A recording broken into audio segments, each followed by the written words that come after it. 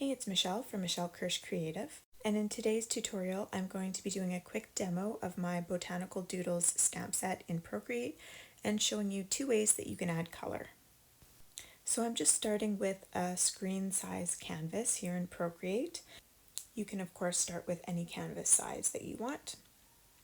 And I'm going to start by stamping some of my botanical doodles onto the page so that we can use those as examples. So I'm just resizing a little bit, and I'm going to just line them up to the center of the canvas.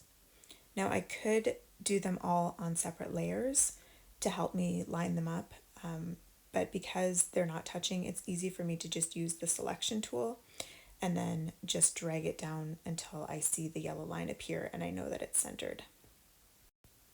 So I'm just going to repeat this process with 2 more stamps so that we'll have a total of 4 stamps that we can use to recolor.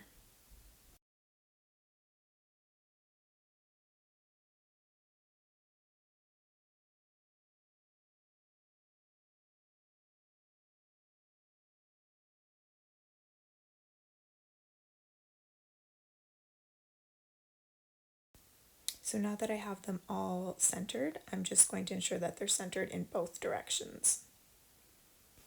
And now we can start adding color. And to do that, I'm going to do it on a separate layer so that I don't affect these stamps. So the first method of coloring that I'm going to show you is using a watercolor brush. And I'll link the brush that I'm using down below. It's one of my favorite watercolor brush sets. And it's by Drifter Studios.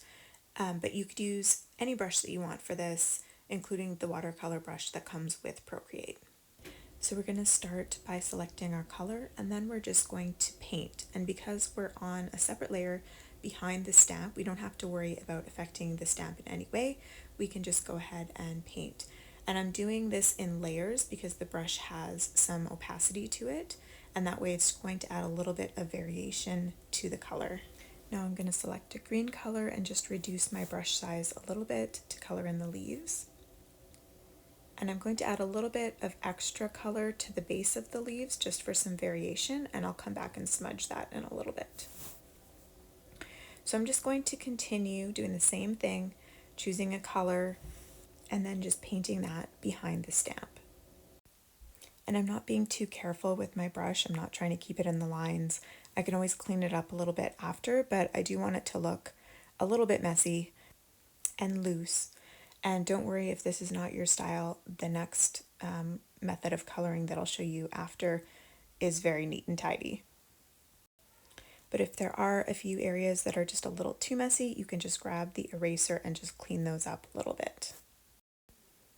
Now I've added some extra color again at the base of the leaf, and what I'm going to do is grab the smudge tool, and I'm just going to smudge that out a little bit so that it blends in, and that way it just looks like some subtle color variation.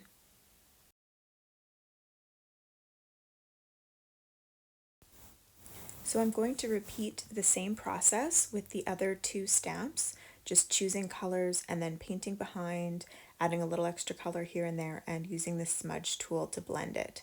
So I'll speed this up a little bit and you can see how I do that.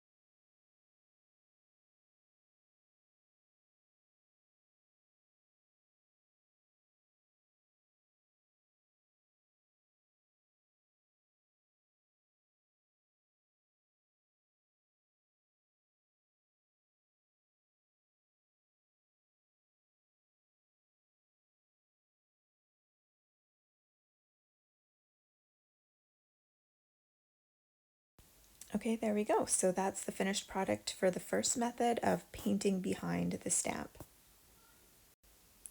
Now the second method is actually quite a bit quicker. So I'm going to deselect that layer where we have the color and then create a new layer that we'll be coloring in for this method.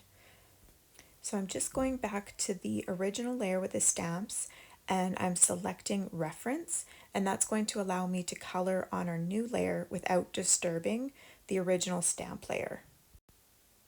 And now I'm going to go back to my brushes, and I'm just going to choose a monoline brush.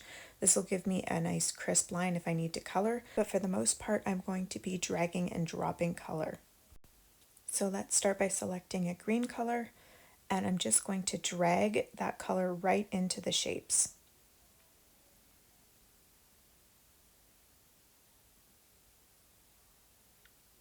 Now for the little flower, this is where I'm going to use that monoline brush, and I'm coloring, and because I'm behind the stamp again, I can just color right on to that layer without disturbing the stamp at all.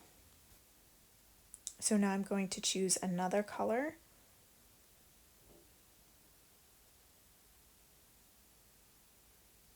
and I'm just going to start dragging and dropping that color onto the petals of the flower.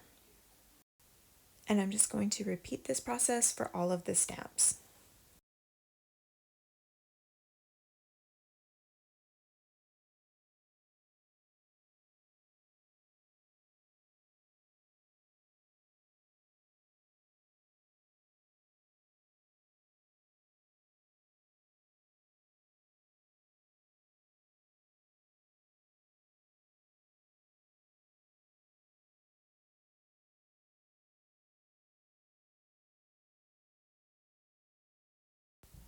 Finally, for this last flower, because the lines are not an enclosed shape, the color would just bleed out if I tried to drag color there. So I've turned reference off of the stamp layer, and I've selected my monoline brush again, and I'm just creating a shape on that bottom layer, and then I can drag color into it.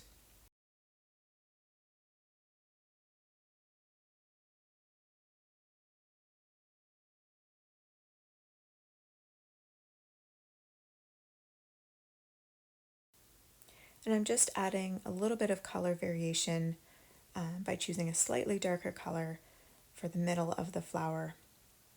And then I'm going to do the same thing and just choose a slightly darker color again for the very center, and that will just give a little variation.